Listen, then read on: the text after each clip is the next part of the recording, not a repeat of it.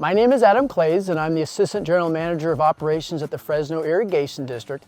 And the Fresno Irrigation District's goal is to protect and manage the surface and groundwater supplies for FID's region, encompassing 250,000 acres.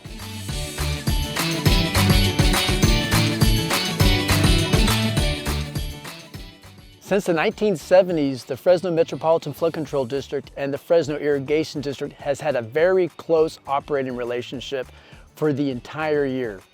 There's two parts of the years that the two districts work together closely. One is the summer months, like we are now, where we do a lot of recharge in flood control basins, and then one's during the winter months where we're managing stormwater originating in the Fresno-Clovis area.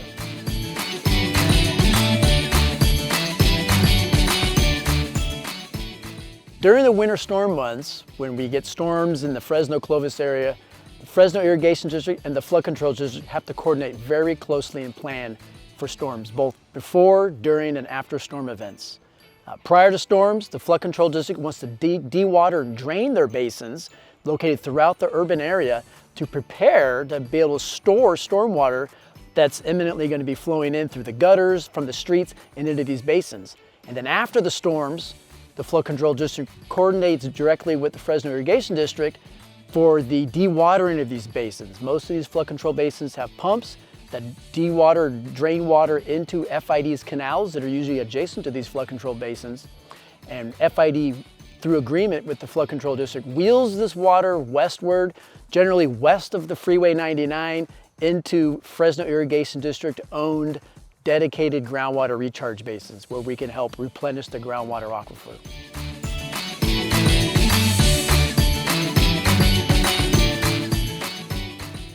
Sometimes during the winter season, where we have storms, we also have access to flood water on the San Joaquin River, north of the city of Fresno, and off the Kings River, which is FID's main water supply.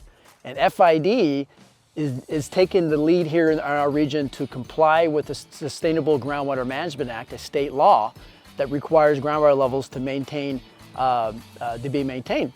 And so as a result of that, FID wants to bring in as much water as possible into our region that would otherwise go out to the ocean. But at the same time, stormwater might be falling and draining into these flood control basins.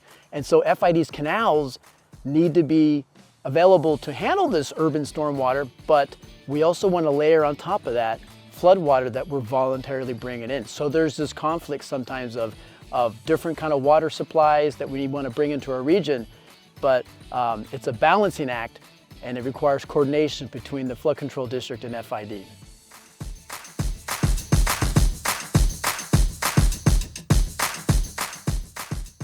Prior to the formation of the Flood Control District and the construction of all these basins, the Fresno-Clovis area would often flood during storm events. This is going back way into the mid to early 1900s. Now with the infrastructure that the Flood Control District has constructed, as well as their interconnections with FID's facilities, there's very little urban flooding that occurs today. Even during years like 2023, where it was a record wet year, there was very little urban flooding. And that was primarily because of the infrastructure built to protect the urban area and the coordination between the Flood Control District and FID.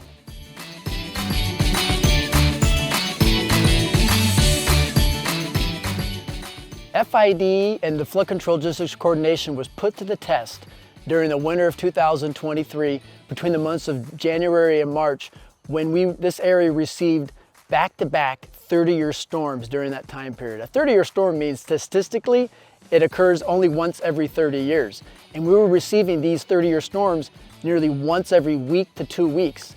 And so the general cycle of coordination was, prior to the beginning of this next storm that would come, these flood control basins needed to be empty. And so once the storm came, the flood control basins would fill up from all the urban runoff. And then once the storm ended, the Flood Control District worked very closely with FID to rapidly dewater these basins, and FID would accept that water into its canals, and we would route that water west of Freeway 99 into FID's dedicated recharge basins. And to prepare for the next storm, the Flood Control District wanted to make sure their basins were empty. And so that cycle occurred time and time again.